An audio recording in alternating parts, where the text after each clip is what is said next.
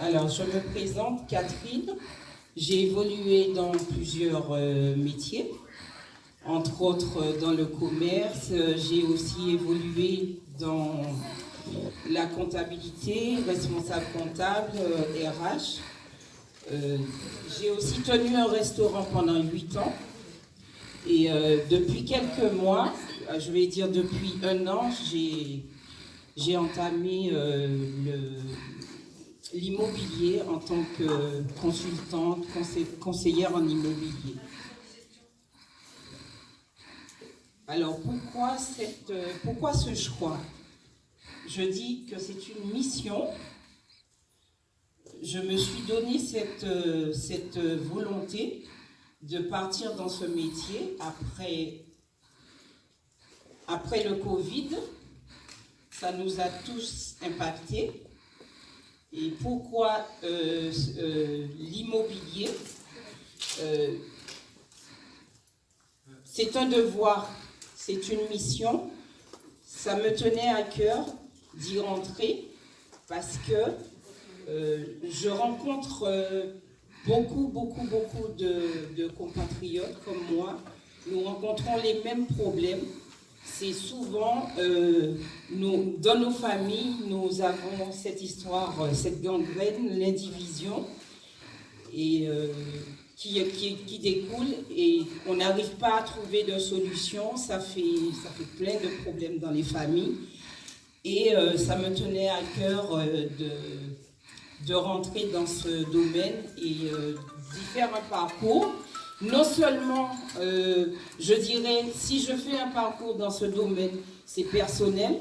En deuxième levier, on va dire que nos jeunes ont besoin de transmission, ont besoin d'intérêt, qu'on s'intéresse à eux.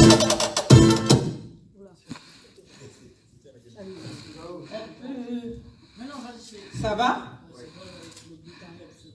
D'accord.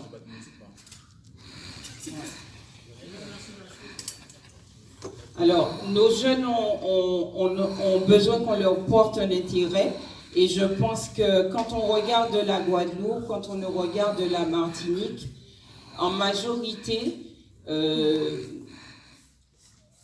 on constate qu'il y a un problème au sujet de la transmission, au sujet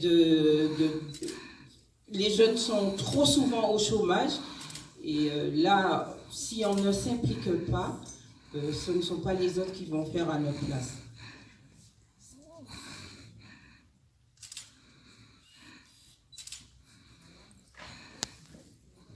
Mon cœur de métier en tant que conseiller immobilier, c'est de m'occuper des transactions. Quand je dis transactions, c'est m'occuper des achats, des ventes et aussi des locations. Ça, c'est mon cœur de métier, faire les estimations. Vous allez me dire pourquoi je m'intéresse à l'indivision ou à l'usucapion. On va déjà déterminer ce que c'est que l'indivision, ce que c'est que l'usucapion, et vous comprendrez pourquoi je tiens à informer sur ces difficultés que nous rencontrons. Alors, on va voir les deux thèmes que je veux aborder, alors l'indivision et l'usucapion. On commence par l'indivision. C'est quoi l'indivision? Par exemple, vous créez une structure à plusieurs, vous êtes en indivision. Ça ne nous intéresse pas dans notre cas. Ça nous intéresse quand, par exemple, vos ascendants laissent des biens et vous vous trouvez à plusieurs dessus. Quand vous êtes fils unique ou fille unique, c'est pas le problème. Il n'y a pas de séparation, il n'y a pas de... Vous récupérez, si vous pouvez récupérer comme Charles nous a expliqué, vous récupérez le bien moyennant contribution auprès des impôts. D'accord? Par contre, quand vous êtes plusieurs sur ce bien, c'est là qu'il y a problème.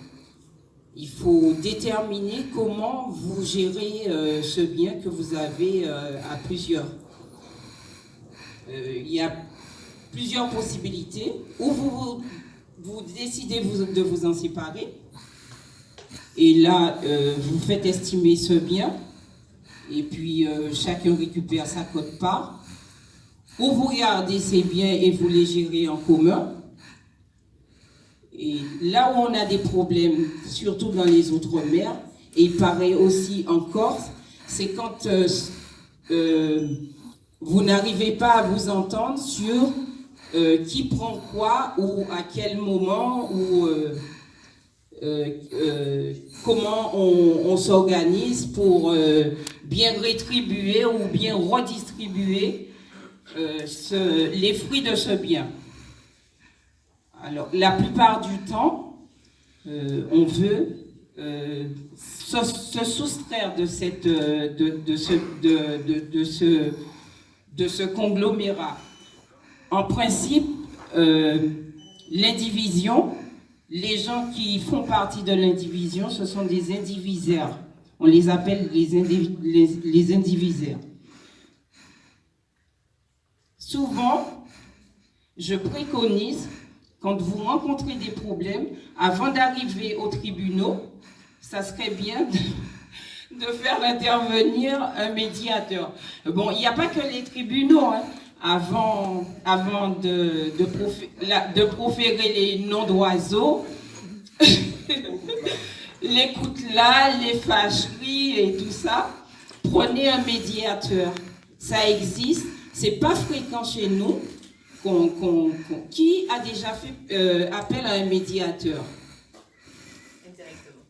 Oui, mais c'était pour des histoires de terrain? Oui, de propriété. D'accord. Et ça s'est bien passé? Bon, d'accord. Vous avez la preuve. On n'est pas beaucoup dans ce cas. Comment? Non, je demandais est-ce que c'était entre familles? Oui, c'était dans le domaine familial. Oui. On n'est pas beaucoup. Qui a des problèmes de succession? Des problèmes. Et comment vous vous en sortez? Très difficilement. D'accord. Et qui s'en est bien sorti jusqu'à présent?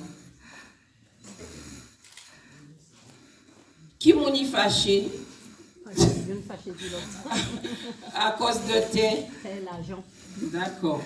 Bon, c'est le cas. Moi, je vais vous dire, personnellement, ça fait 11 ans que je suis en indivision au sein de ma famille. Nous sommes 7 et on n'en voit pas encore le bout.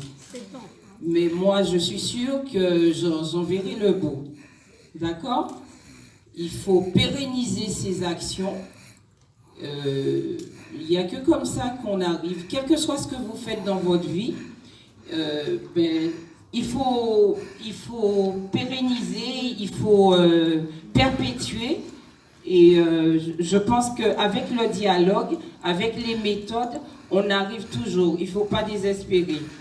Et il y a des paroles qu'on profère dans nos sociétés, surtout nos sociétés antillaises, c'est pour dire « Ah ouais, nous PG arriver à bout ». Déjà, quand vous dites ça, vous plantez que vous n'arriverez pas. Ça veut dire que vous êtes négatif. Il faut toujours espérer que vous arriverez à bout de ce que vous entamez. La détermination, ça s'appelle. Quel que soit ce que vous faites, quel que soit ce que vous entamez. Alors, on va finir pour cette histoire d'indivision. Quand c'est pas possible d'arriver au bout du partage, vous êtes obligé de passer par les tribunaux. Je préconise, avant de passer par les tribunaux, essayer d'établir des conventions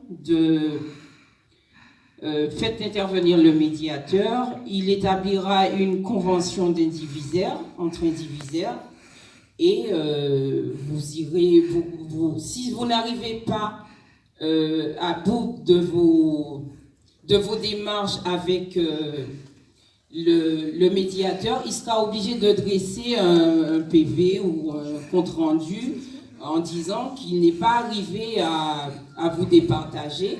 Et comme ça, vous irez au niveau des tribunaux, et là, le juge verra que vous avez déjà fait l'effort de de passer par le médiateur et ça ira beaucoup plus vite. C'est une histoire qui va aboutir beaucoup plus vite.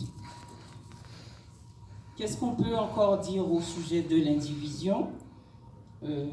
Pour l'instant, je crois que j'ai épuisé le sujet. On va passer à l'usucapion. 2 secondes, je peux poser une question sur l'indivision? Oui. Là, il y a 2 questions qui m'interpellent sur l'indivision. Comment? En cas d'accident, Oui. une maison en indivision, Oui. qui sont les responsables? Quand il y a Un accident, ça Oui. peut être la maison qui s'écroule, sur la voie publique, Oui. il y a un danger quelconque qui se fait. Est-ce que les ayants droit qui sont en indivision sont responsables?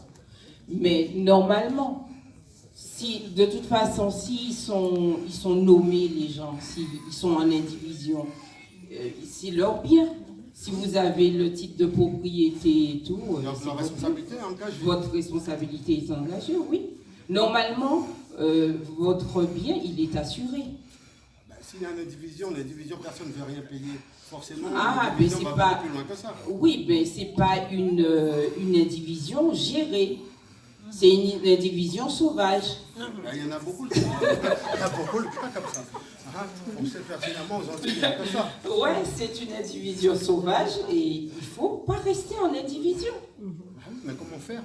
Eh bien, justement, alors, chose importante, merci monsieur de m'avoir remis sur les rails. Je voulais parler de la loi Letchimy, qui est de la Martinique. Vous connaissez Letchimy? Oui. D'accord. C'est un député, entre parenthèses, je dirais, quand un député s'empare de votre problème, il le porte au niveau de l'Assemblée. C'est pas forcément le bon samaritain. Il n'a pas décidé un jour de se lever et de dire oui, je ramène cette problématique au niveau de l'Assemblée.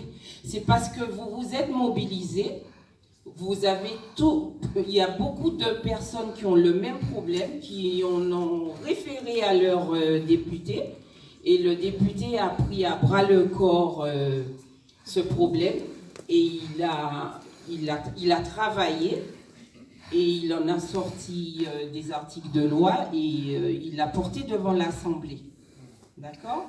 Alors, c'est ce qui s'est passé avec cette loi, Letchimy, 2018-2019, et qui, maintenant, on peut sortir de l'indivision.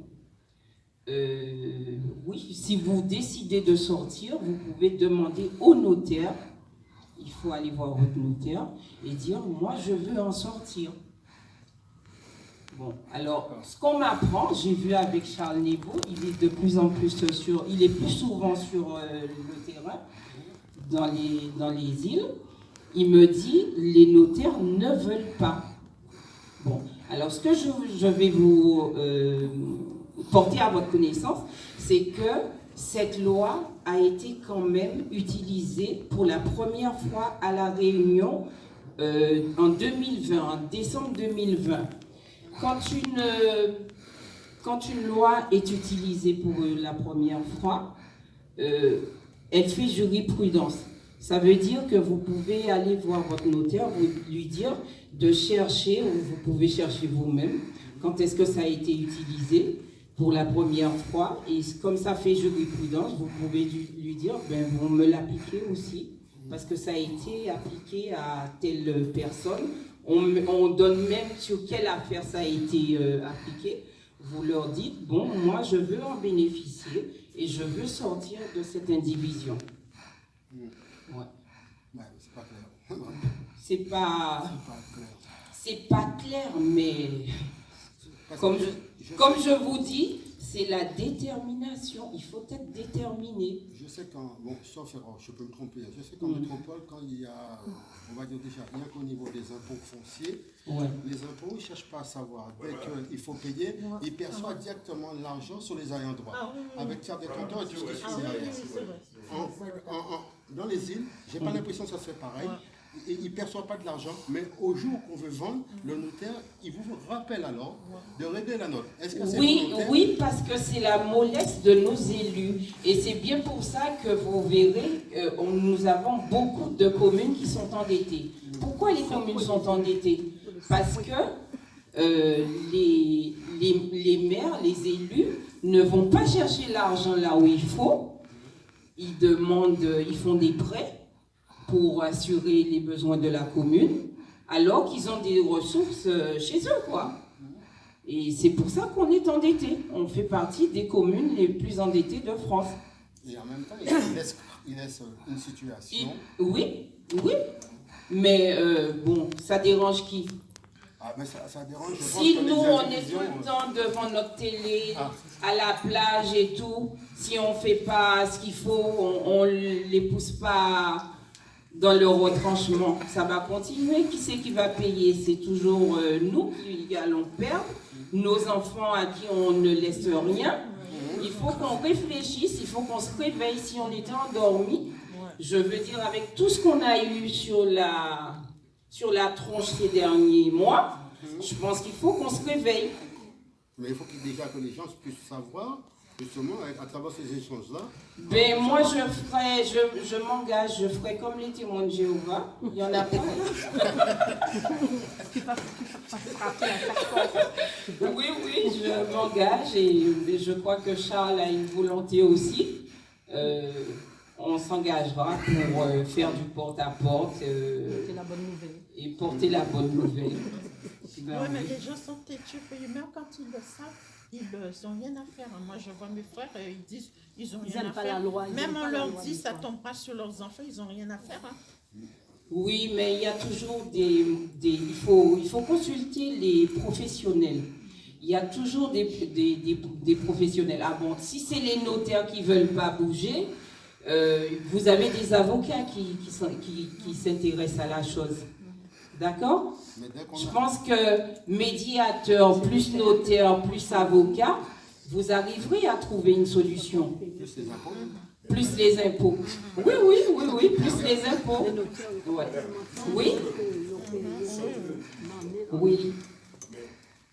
Mais les enfants et petits-enfants, oui. Ils peuvent venir réclamer après quand même. Oui, mais il faut déjà que vous, héritier direct, en sortiez. D'accord? Parce que sinon, vous continuez toujours dans les divisions avec les héritiers. Ouais. Ça ne change pas. Parce que si c'était votre père, vous vous retrouvez aujourd'hui dans les divisions, tant que vous ne sortez pas, vos descendants aussi se retrouveront dans les divisions. Et plus il y a de monde dans les divisions, plus c'est compliqué. Mais plus c'est difficile. Et plus c'est difficile. Plus c'est difficile. Il faut réunir tout le monde. Bien sûr. Si vous êtes à 2, vous parlez, on peut parler. Mais si vous êtes à 50, à 25, et ils ne sont pas tout le temps dans la même localité. Oui, alors il y a un professionnel aussi qui peut intervenir. Alors, si le notaire fait la poule, c'est ce qu'on dit chez nous. Oui, s'il ne bouge pas, ouais. Alors, vous pouvez toujours faire intervenir un généalogiste. Ouais. Et lui, il est rapide. Parce qu'il veut toucher son argent, hein. C'est de ça qu'il vit. Hein. Il va rechercher, même si votre tonton est au Maroc, il va le trouver. Hein. D'accord? Parce que souvent, ça traîne parce qu'on n'a pas trouvé le fils d'un tel, le fils d'un tel. Ben là, il y a le généalogiste, il est payé pour ça et il fera son travail. D'accord. Ben, on va passer sur la deuxième notion parce que moi, dans mon métier, je dis que c'est des leviers pour moi. Alors, qui dit usucapion, dit usufruit, c'est des noms latins, à consonance latine. Alors, l'usucapion, on rencontre souvent ça chez nous, je vais vous dire.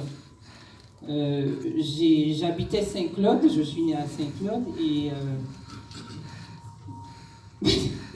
ma mère voulait, mon père voulait faire une maison et le maire de Saint-Claude lui a dit mais mis on ce terrain là, prenez ça.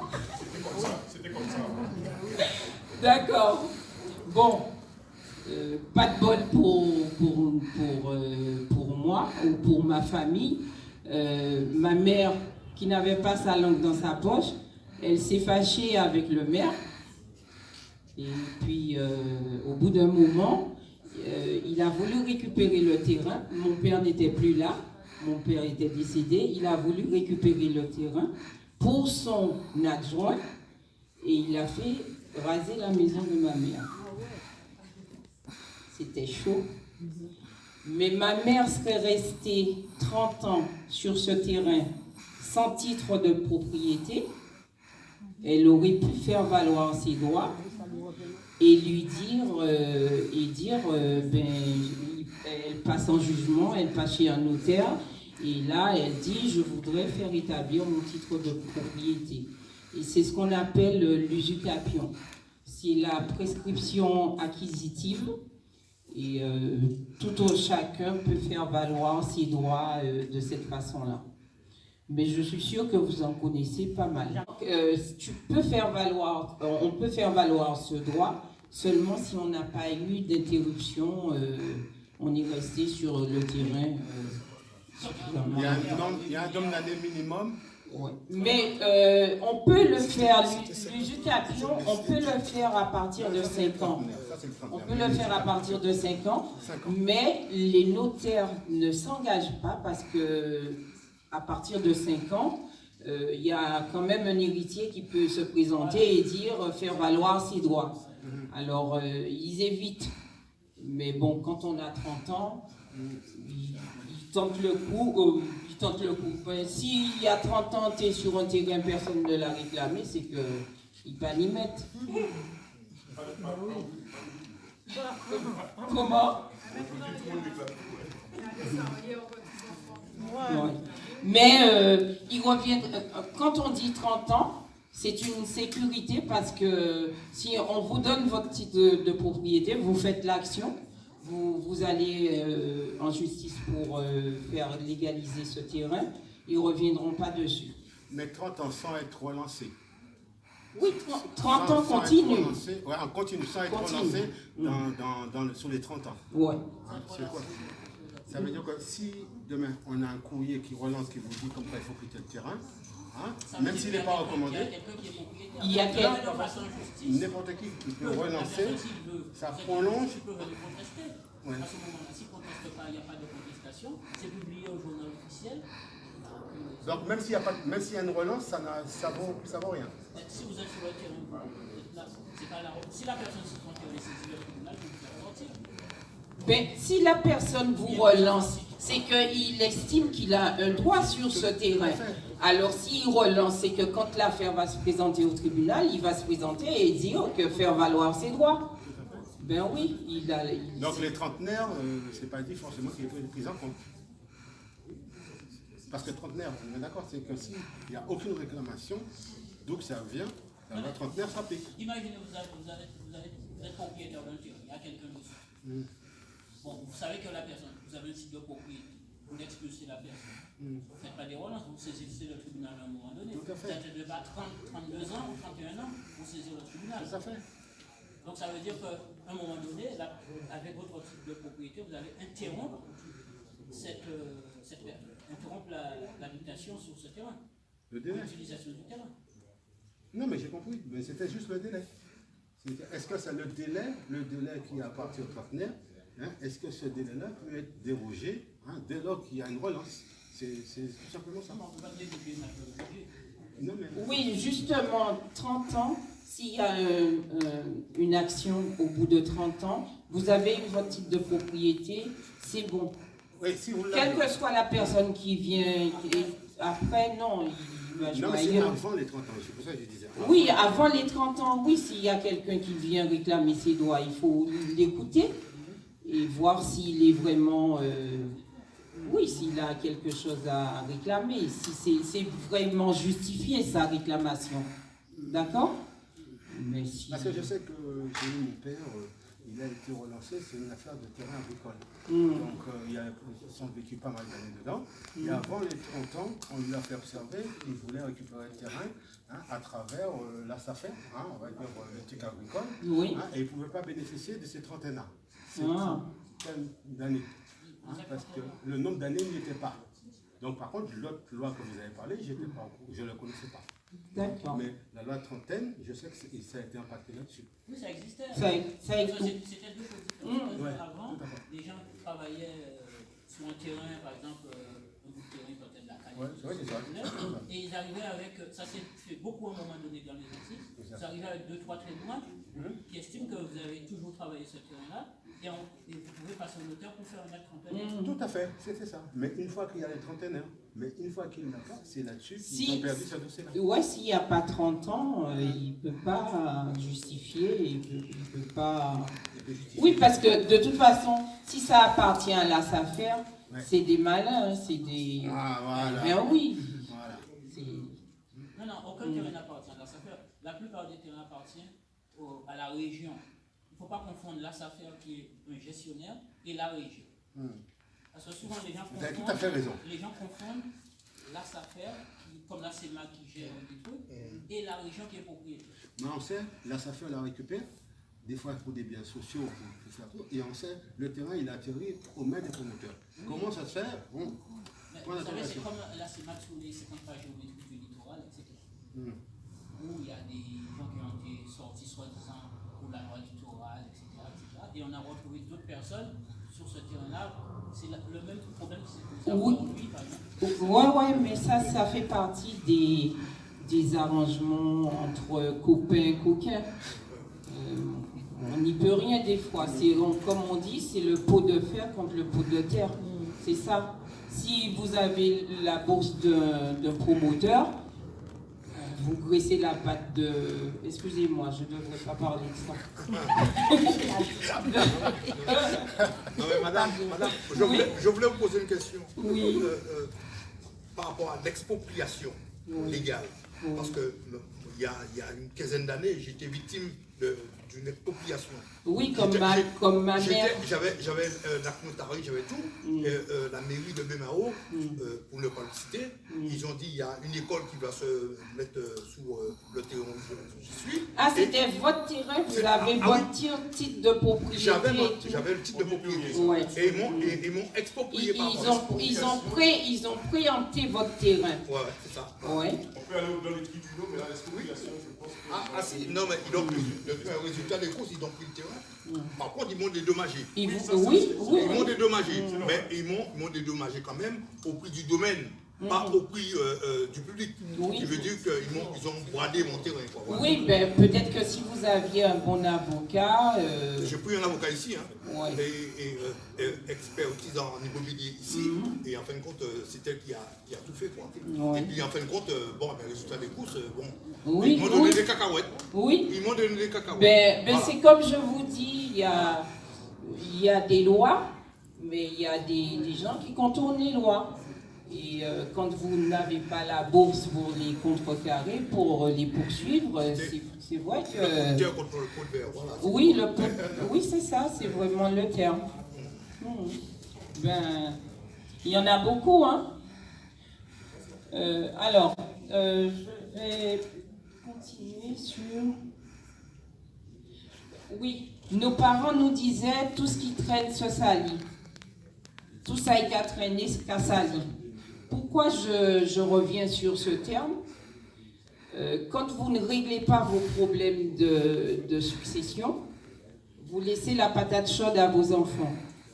Bon, vos enfants maintenant, qu'est-ce qu'ils font? Ils n'aiment pas les conflits. Aller se prendre la tête avec la tata, non.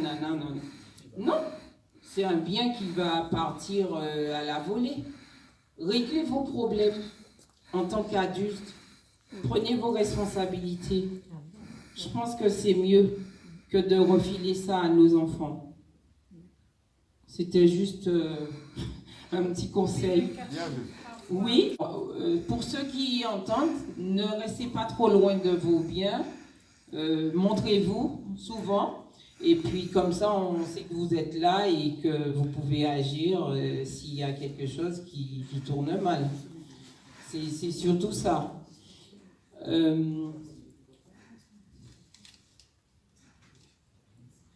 Je parle de cancer. Quand je parle de ces problèmes, je parle de cancer. Parce que c'est vrai que ça s'étend. Et si on ne fait rien, c'est problématique. Et que ça soit au sein de nos familles, que ça soit...